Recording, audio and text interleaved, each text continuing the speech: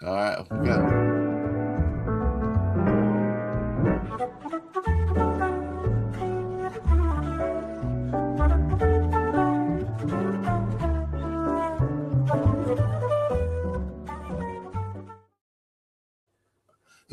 Bienvenue. Welcome to another property live stream. This is number 4 out of 5. This is Property Quorum, where we I would say bang heads or disagree or agree with each other, talking about current topics. Specifically, this one today is called the Eviction Meltdown, which I hope we'll have some strong views about. I'm looking to the audience and hopefully somebody can come up with some commentary. But either way, as ever, to start us off, Hamish McClay. Well, it's morning, so good morning to you all. And it's gone very, very quiet on this particular sort of side of things. The press itself doesn't really want to speak about the subject. Nobody in the government wants to speak about it because it's causing some kind of mayhem.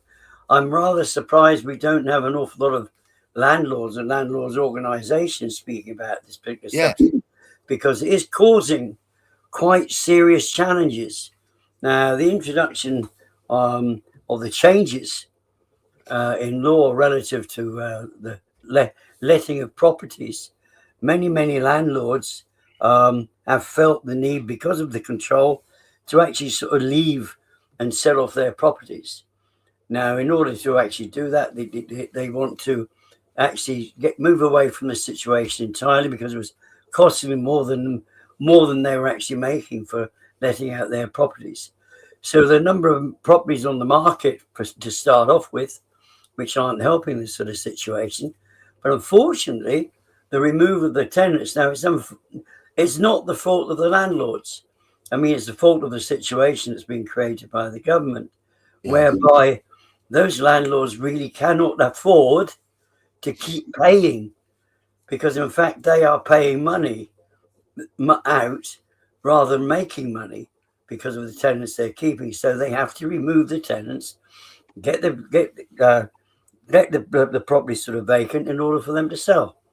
Now, of course, what this is meaning, first of all, it's creating a situation for the tenants, because they've asked the reason behind it is because of the removal of the Section 21, which was a removal from people from their properties without sort of any major reasoning behind it, but it was just a straightforward way of removing tenants.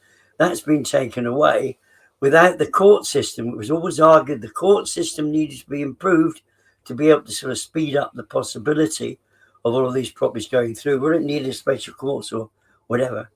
However, it's causing mayhem. And so it's causing mayhem for the landlords, for the tenants, and for the housing in general, because it's taking all of these properties out of the marketplace whilst all of this is going on as well. And of course, because of this, they don't have the vacant possession, so they're not going to be able to change the situation. So it's a serious element of what's going on, and nobody is speaking about it. Well, it seems to me that we need to keep abreast of these sort of things, especially as it affects so many. Silas, what is really going on with this eviction chaos?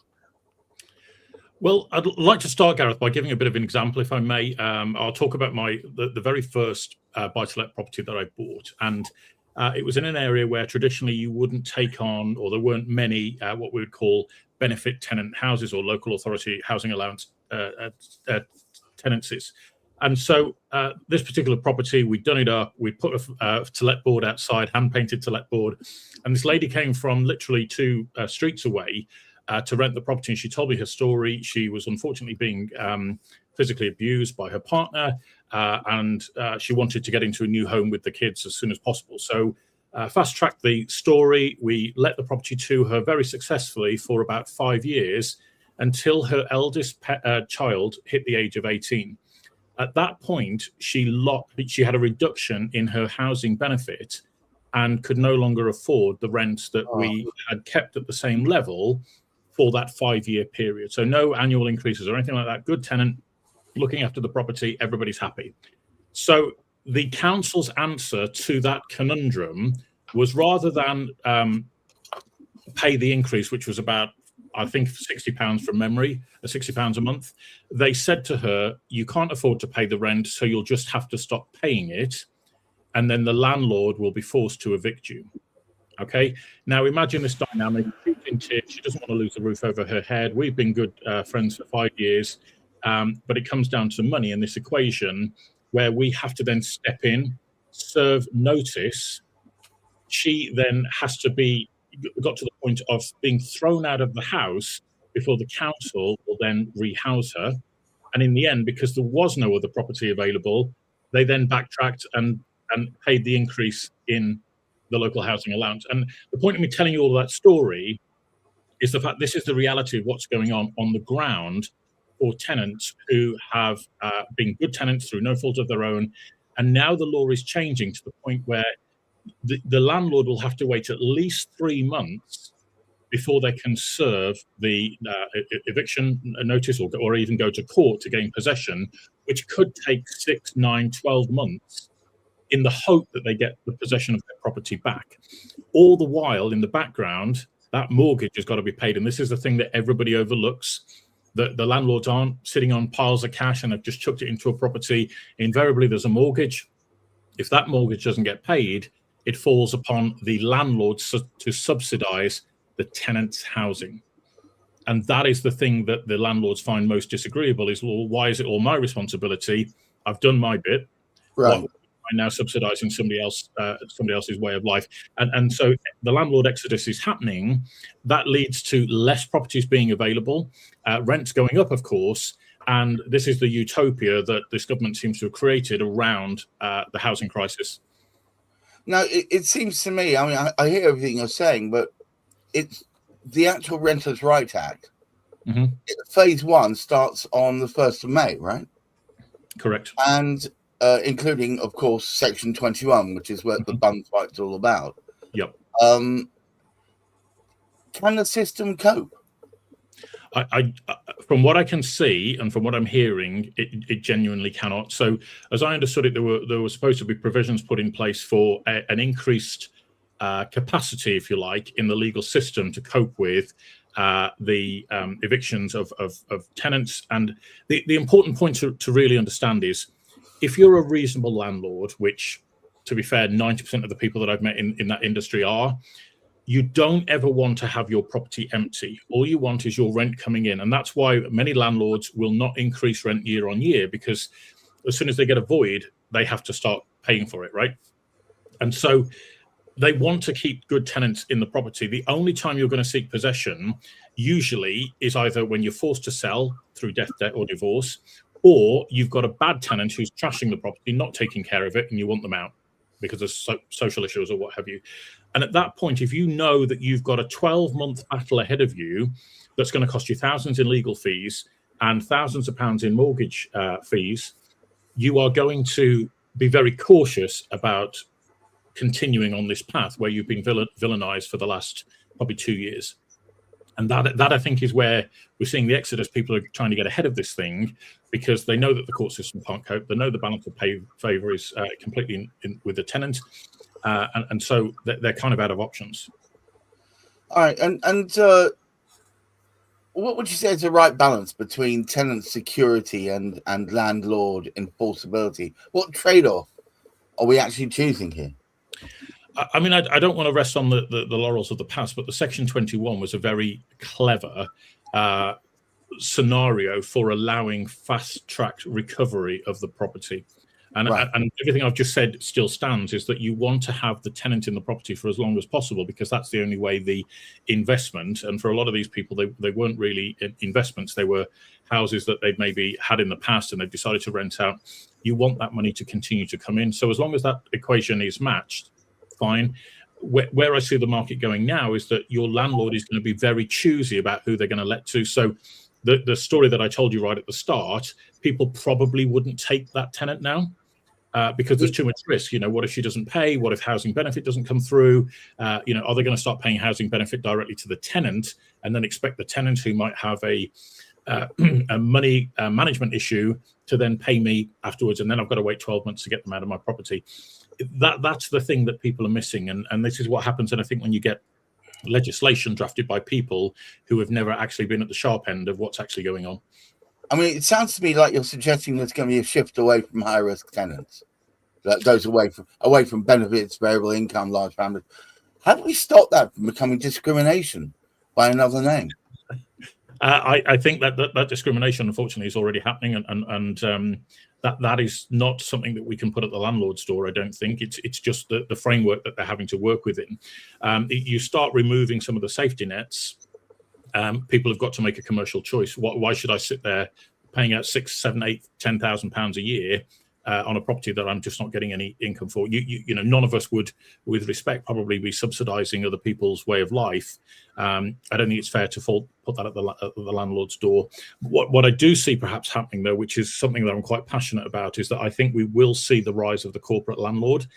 So as the everyday landlord starts to exit the market, you end up with the big corporates coming in who have got the time, money, expertise, legal teams, the relationships with the courts, dare I say, to be able to deal with this in their own way.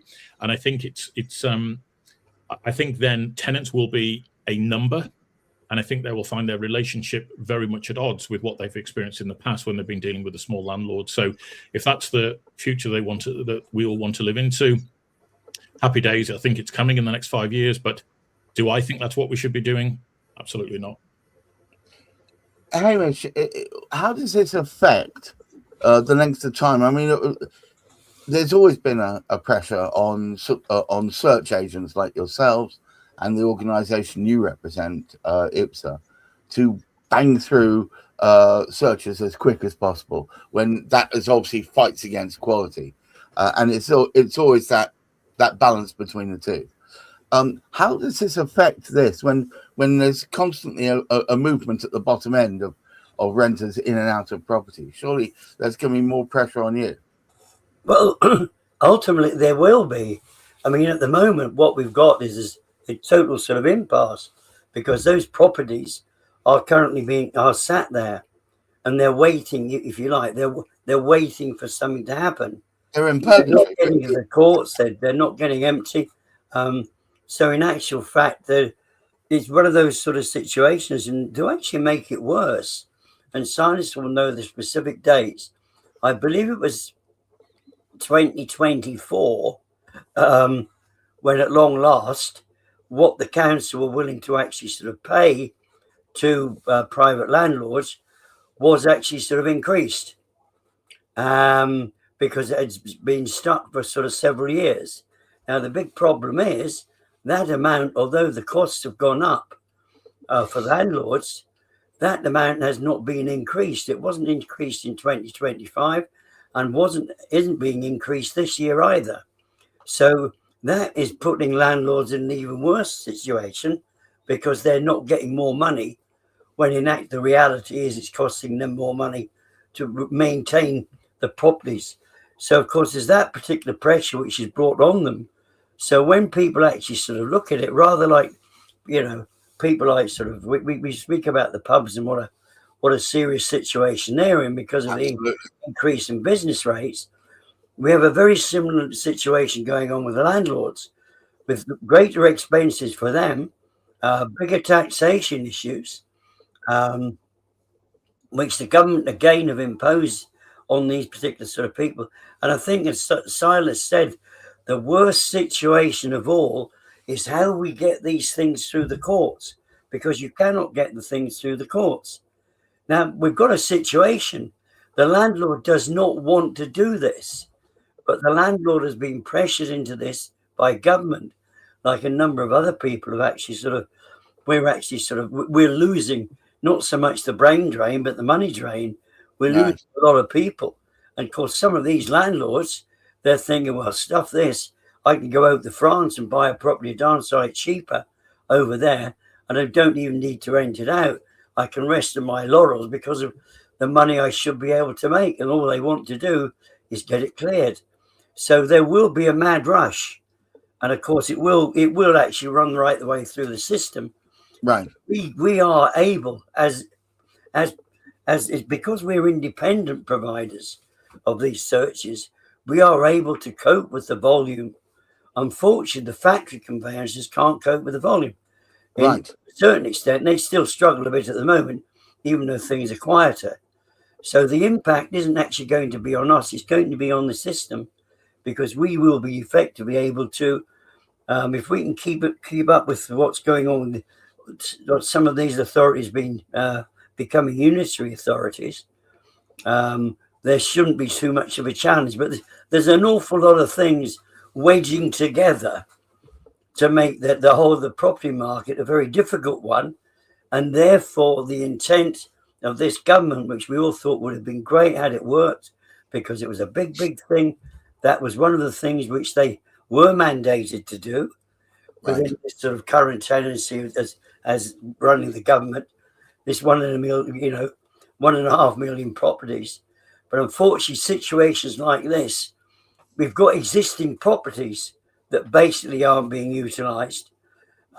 So we're losing those, and at the same time, we've got that double wage because we're not building them either. So, and one situation, this might become a topic that we can actually sort of cover. There are a number, because of the cost to constructors now of building developments. When those developments are built, they are meant to be building houses of an affordable nature, which of course could be used for social housing, for example. They are changing the rule. They've said, hey, look, we can no longer afford 37% or 25%. We can only make 15% of these properties affordable. So that getting the marketplace sort of moving is getting more and more difficult, because we do need many more affordable houses as we do social housing. I thank you both for your sage comments. I want to just ask one question of you, Silas, just before we wrap up for today. I want to talk briefly about the human cost of long enforcement waits. Tenants stuck in limbo, landlords stuck paying mortgages, neighbours stuck with ASB. This can't be good for the property market overall, surely. It's absolutely not, Gareth. And if you look at the statistics around mental health for consumers, buyers and sellers, for estate agents working in the profession, for conveyancers working in the profession, there's already a mental health crisis unfolding. And the knock-on impact, if anybody's ever gone through legal action, court action, if you're the lay person and you get this letter through your door now saying you're going to be evicted, we're going to bring legal action against you, horror of horrors. I'm trying to raise my family, I'm trying to keep a roof over our head, I'm going to work all the hours God sends, and now I've got to deal with this. And that can take months and months and months. And it's the same for the landlord on the other end, because now you've got extra expenses to pay and all the rest of it. The cost of all of this, what's that phrase? The only winners are the bloody lawyers, right? And that, unfortunately, I think is where we're going to see this detachment of humanity, where people do just become numbers, and it's a real shame. I mean, I probably told the story before on this show where I had a tenant many years ago. They'd moved into the property again. They were with me for 5-6 years, whatever it was. They'd had 3 kids. They got a real baby factory going on in the property. It became too small for them. They wanted to move out. They were hugely apologetic at leaving because they'd had such a good relationship with me. Found a property. They went to move into it, and on the day they went to move in, the property they found had got black mold. He said, I can't leave my kids in there. He was crying on the phone to me. He said, can we move back into the property? I said, look, we've not rented it yet. Feel free, move your stuff back in, get yourself comfortable. He said, I've got a real problem though. I haven't got because I've spent my rent on the deposit for this new place. I haven't got the money for this month's rent. I said, Steve, don't worry about it. Get yourself moved back in. We'll sort it out. No contract, no agreement, none of that. And people could look at me and say, well, you're the fool, Silas, for not having that in place. But to me, it was the human element of, the risk I'm taking is very minimal. This guy's been a good tenant for 5-6 years. His family's there. They know the areas, mum and dad around the corner. And I think he paid like 50 quid a month on top for the next however many months until that balance was paid off. And it was just done. And that's the thing that I think people overlook when you hear these stories about road landlords and everything else. There is a very much a human side, which, as I say, 80 to 90% of landlords that I've ever dealt with are sympathetic in nature. They do want to help out. The last thing they want to do is evict a tenant, and it's heartbreaking. So yeah, there is a big human element, which I think is being massively overlooked in a lot of this. All right. Well, I'm going to close this up today. I'm going to say thank you so much, Hamish McClay. What a poignant topic. And Silas, please, for your sage words. Very supportive, very helpful. And to watch out. Cladding Matters is tomorrow. We're going to be pushing and pulling at all the topics to do with property safety and everything allied to that. But until then, please keep your feet on the ground, keep reaching for the stars, and please try and look after your mental health. Until next time. Bye-bye.